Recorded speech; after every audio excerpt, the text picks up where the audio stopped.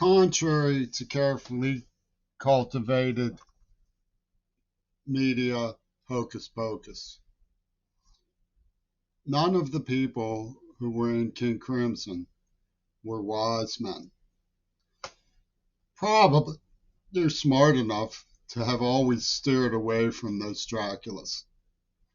But if you were pathetic enough to have indulged your imagination about them by reading some of the stuff that they published about themselves, you would be aware that one of them thinks that he's in touch with Allah.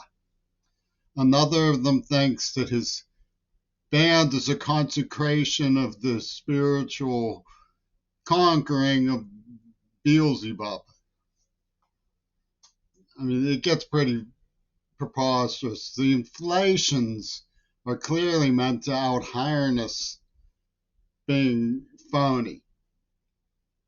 One acquaintance of theirs called them hugely phony early on.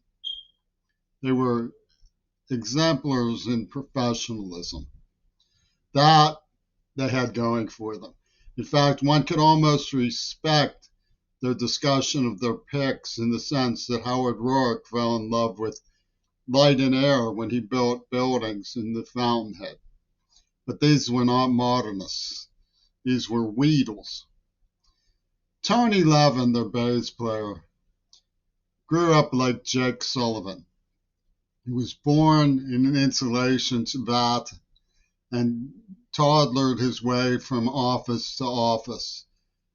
He barely ever saw the outside of the office except when he looked out the window at the park. And he considered it a journey into the wilderness to stroll there. Tony Levin is the Jake Sullivan of rock music. He had zero compassion or comprehension or in any way grasped the problems of a Pittsburgh public school system. Victim of the Pittsburgh public school system, who was deaf, who was battered. He looked for lines of justification. Somebody asked me how I was doing from his stupid band, and I said, fine. I mean, what was I going to say?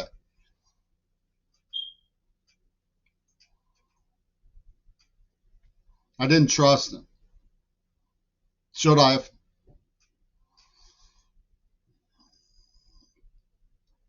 He knew immediately when I gave him the postcard from Fripp, which is the closest thing I could do to gesture, I want to trust you.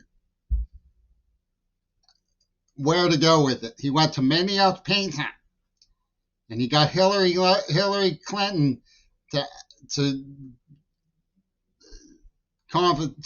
ask for the script of Lucarelli to be relayed to him so they could contact all the girls who used me when I was subdued by offensive, brutal pedophiles. He knew right where to go. He went right to Minneapolis. Zonk, zonk, zonk, zonk, zonk. Adrian Belew with his flaming orange and polka dot horns. Yeah, with his laughing box.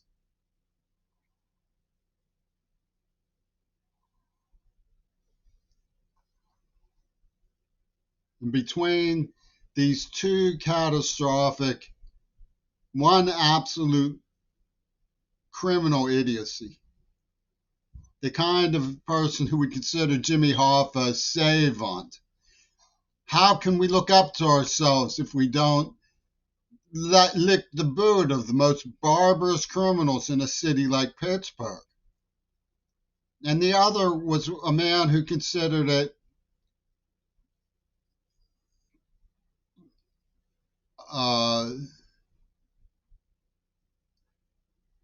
an encounter with the horrors of Africa to get his shoes dirty.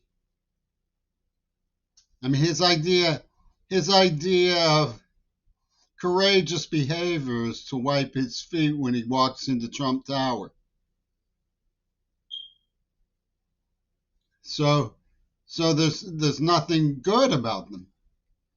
You're dealing with a deaf person who was tortured, and they knew that.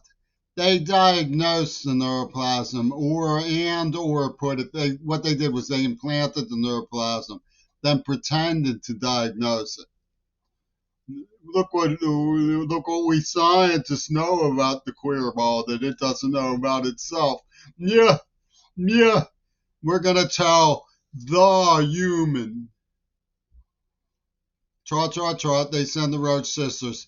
Mr. the Human, Mr. the Human. And Ronald Reagan comes up, yeah, yeah.